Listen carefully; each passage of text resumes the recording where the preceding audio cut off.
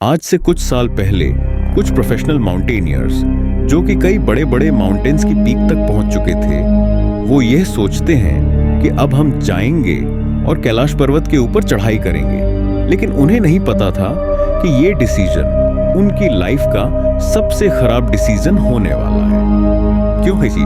क्योंकि वो चढ़ने तो जाते हैं, थोड़ी दूर चढ़ते भी हैं, बट थोड़ी देर बाद वो रियलाइज करते हैं जैसे कि उनके जो उंगलियों के नाखून हैं वो बड़ी तेज रफ्तार से बढ़ते जा रहे थे। थोड़ी देर और ऊपर चढ़ते हैं और वो ये रियलाइज करते हैं कि उनके जो बाल हैं उसकी लंबाई भी बहुत तेज बढ़ रही थी। उन्हें ऐसा फील होने लगा था कि मानो उनकी जो उम्र है वो बहुत तेजी से बढ़ रही है, यानी वो बुजुर्ग होते जा रहे हैं। उन्हें जैसा यह फील होता है तो वो एक डिसीजन लेते हैं कि अब वो ज्यादा ऊपर नहीं जाएंगे और वो नीचे वापस लौट जाते हैं। लेकिन ये कहानी खत्म नहीं होती, क्योंकि इसके एक साल के अंदर अंदर वो जितने भी माउंटेनियर्स थे उन सभी की मिस्टीरियस तरीके से डेथ हो जाती है। तो आखिर ऐसा क्या छुपा है इस मिस्टीरियस कैलाश पर्वत के अंदर, जिसकी वजह से 2001 के अंदर जब चाइना अपना हेलीकॉप्टर भेजती है इसकी रिसर्च करने के लिए, तो उन्हें कुछ ऐसा मिलता है कि उसी समय वो क्लाइंबिंग को बैन कर देती है। सिर्फ इतना ही नहीं, नासा अपनी सैटेलाइट की मदद से जब रिसर्च करता है इस पर्वत की, तो कुछ ऐसी इमेजेस सामने आती हैं जिसकी वजह से हर कोई शॉक हो जाता है। क्या सच में यहाँ पर कुछ छुपा हुआ है? कुछ लोग ऐसा बोलते हैं कि कैलाश पर्वत के अंदर एलियंस रहते हैं, जबकि कुछ लोग ऐसा मानते हैं कि यहाँ पर रहते हैं उनके भगवान। तो चलिए आज समझते हैं डिटेल में साइंस की मदद से the reality on mysterious mountains on F Kailash. Kailash पर्वत पर भगवान शिव पार्वती के साथ पिछले 21,000 सालों से मेडिटेट कर रहे हैं। कैलाश पर्वत के अंदर एक हिडन शहर है। Took one strand of what is there on that mountain. You won't believe. I was almost 10 से 15 years young. Climbed that changed mount mirroring forever. So hi everyone. मेरा नाम है प्रशांत। माउंट कैलाश एक ऐसा रहस्यमय पर्वत जिसकी ऊंचाई माउंट एवरेस्ट से मीटर कम है। लेकिन शॉकिंग बात पता है क्या है? इसके ऊपर आज तक केवल एक इंसान चढ़ पाया है, जबकि माउंट एवरेस्ट के ऊपर आज तक 7,000 से ज्यादा लोग चढ़ पाए हैं। तो आखिर इसमें ऐसा क्या खास है? सिर्फ इतना ही नहीं है। एक बार रशियन माउंटेनियर जो कि बहुत ज्यादा एक्सपीरियंस्ड माउंटेनियर थे, जिनका नाम था सरजी, वह एक शॉर्टेस्ट पार्ट ढूंढते हैं माउंट कैलाश के ऊपर चढ़ने का। वो अपनी चढ़ाई को स्टार्ट तो करते हैं, पर जैसे जैसे वो ऊपर जाते हैं ना, तो उनके मन में एक फीलिंग आने लगती है कि यार यहाँ पे चढ़ना एकदम सही नहीं है। तो वो नीचे उतरना स्टार्ट करते हैं, सो जो गेट। और जब वो नीचे आ रहे थे ना, तो उन्हें ऐसा फील आता है कि उन्होंने एकदम सही किया उस पहाड़ पे ना चढ़ के। ऐसा एक और बार हुआ था जब चाइना एक बहुत फेमस माउंटेनियर राइनहोल्ड उनसे रिक्वेस्ट करती है कि आप जाओ और आप कैलाश पर्वत के ऊपर चढ़ के आओ और देख के आओ कि आखिर वहां पर है क्या। पता है ना राइनहोल्ड कौन है? जो माउंट एवरेस्ट की पीक पे बिना ऑक्सीजन सप्लाई के चढ़ चुके हैं। इन्होंने दुनिया के बड़े बड़े माउंटेन्स पे बहुत इजीली क्लाइंबिंग करी है, पर इन्होंने चाइनीज गवर्नमेंट से बोला कि यहाँ पर चढ़ना सही नहीं है और आपको भी इस पहाड़ पे किसी को भी चढ़ने के लिए नहीं भेजना चाहिए। तो आखिर ऐसा क्या छुपा हुआ है इस पहाड़ के अंदर? उसी को पता करने के लिए 2001 के अंदर चाइनीज गवर्नमेंट अपना एक हेलीकॉप्टर भेजती है, क्योंकि चाइना को ऐसा लगता है कि चलो कोई इंसान नहीं चढ़ पा रहा, बट हमारे पास टेक्नोलॉजी तो है। तो अपने हेलीकॉप्टर को भेजती है और वो उस दिन उसको भेजती है जब मौसम एकदम क्लियर था, यानी वो एकदम सारी चीज़ों को कैलकुलेट करते हैं किस दिन एकदम अच्छा मौसम होगा, हवा एकदम सही चलेगी ताकि उनका हेलीकॉप्टर ऊपर तक जा पाए। लेकिन उस दिन पता है क्या होता है? जैसे ही वो हेलीकॉप्टर ऊपर जा रहा होता है, अचानक से काले बादल आ जाते हैं, मौसम एकदम खराब हो जाता है। एक ऐसी स्थिति बन जाती है जहां पर वो हेलीकॉप्टर क्रैश भी हो सकता था। तभी वो जो हेलीकॉप्टर का पायलट था, वो उस हेलीकॉप्टर को वापस से नीचे लेकर आ जाता है और उसी समय चाइनीज गवर्नमेंट 2001 के अंदर क्लाइंबिंग ऑन माउंट कैलाश को बैन कर देती है। तो इसका जो रहस्यम है वो आज मैं आपको बताऊंगा 4 सिंपल पॉइंट्स की मदद से। पर उससे पहले मेरा आपसे एक सवाल है, आपको क्या लगता है क्या सच में माउंट कैलाश के ऊपर कोई हायर सिविलाइजेशन रहता है या ऑलरेडी रह चुका है? आपका क्या आंसर है? आपको क्या लगता है? यस और नो कमेंट में मुझे जरूर बताना, क्योंकि इस वीडियो के एंड तक आपकी पूरी राय बदलने वाली है। तो समझते हैं 4 पॉइंट्स की मदद से। Point number 1, the geography of mount Kailash. देखो यार, ये जो माउंट कैलाश है ना, ये पहले इंडिया के अंदर आया करता था, लेकिन जो इंडिया चाइना वॉर हुई थी ना 1962 के अंदर, उसकी वजह से जब चाइना ने इंडिया की बहुत सारी टेरिटरी अपने कब्जे में ली, तो ये जो कैलाश पर्वत था ये चाइनीज गवर्नमेंट के पास चला गया। यानी अब ये चाइना का पार्ट बन चुका है। अब इसकी ज्योग्राफी ना बहुत ज्यादा इंटरेस्टिंग है, क्योंकि कैलाश पर्वत से 4 अलग अलग रिवर जाती है, और पता है वो जो चारों रिवर हैं उनकी अलग अलग डायरेक्शन है। एक रिवर नॉर्थ, एक रिवर ईस्ट, एक रिवर साउथ और एक रिवर वेस्ट, है ना? बहुत इंटरेस्टिंग।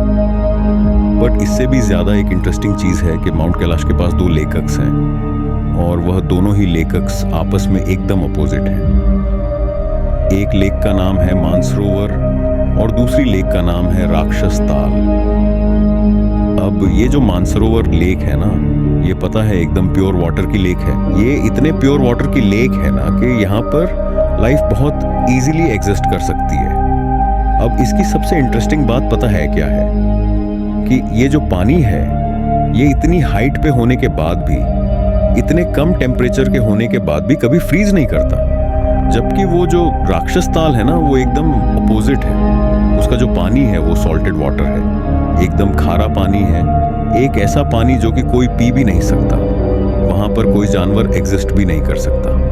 अब इंटरेस्टिंग बात पता है क्या है? कि वहां के लोगों का ऐसा मानना है कि ये जो राक्षस ताल का पानी है ना वो कभी कभार अचानक से गायब हो जाता है और कभी अचानक से वापस आ जाता है। इसी वजह से उस लेक को घोस्टेड लेक भी बोला जाता है। सिर्फ इतना ही नहीं, एक और मिस्ट्रियस है इसकी ज्योग्राफी के अंदर। जो सबसे इंटरेस्टिंग मिस्ट्री है कि माउंट कैलाश की साउथ साइड पे ज्यादा बर्फ रहती है, जबकि जो साउथ साइड होती है ना वहां पर सन रेज ज्यादा पड़ती है। तो अब आप खुद सोचो, जहां पे ज्यादा धूप पड़ रही है वहां तो बर्फ कम होनी चाहिए, बट यहाँ पे एकदम अपोजिट है बहुत ज्यादा शॉकिंग। तो साइंटिस्ट इसका एक ही एक्सप्लेनेशन देते हैं, जो कि है इसकी लोकेशन पे। जो माउंट कैलाश है ना, उसको हम एक और नाम से बोलते हैं द सेंटर ऑफ अर्थ या फिर एक्सिस मुंडी। ऐसी लोकेशन जहां से आसमान और पृथ्वी का मिलन होता है। इसका क्या मतलब होता है कि ये एक ऐसे रीजन पे लोकेटेड है ना जहां से सारी चीजों का सेंटर है। फॉर एग्जाम्पल मैं आपको समझाता हूं कि अगर आप माउंट कैलाश को कैलकुलेट करोगे ना स्टोन हेज से, तो इसका जो डिस्टेंस है वो आएगा 666 किलोमीटर। और अगर हम नॉर्थ पोल से कैलकुलेट करेंगे डिस्टेंस, तो भी एकदम सेम आएगा। और साउथ पोल से ये डिस्टेंस एकदम इसका डबल आता है, 13,332। ये शायद इसका आंसर हो सकता है इसकी ज्योग्राफिकल कंडीशंस का। अब बढ़ते हैं पॉइंट नंबर 2 की तरफ, the light and sound mystery. 1999 के अंदर अर्नेस्ट, जो कि एक रशियन साइंटिस्ट थे, वो ये सोचते हैं कि यार हम जाएंगे माउंट कैलाश पे और अपनी सारी टीम के साथ रिसर्च करके आएंगे। तो वो काफ़ी दिन वहाँ पे बिताते हैं, वहाँ के पत्थरों पे बहुत सारी रिसर्च करते हैं, और उसके बाद वो एक किताब लिखते हैं, where do we come from. और उस किताब के अंदर उन्होंने क्लियरली बताया कि ये जो कैलाश पर्वत है ना, ये एक मैन मेड पिरामिड है।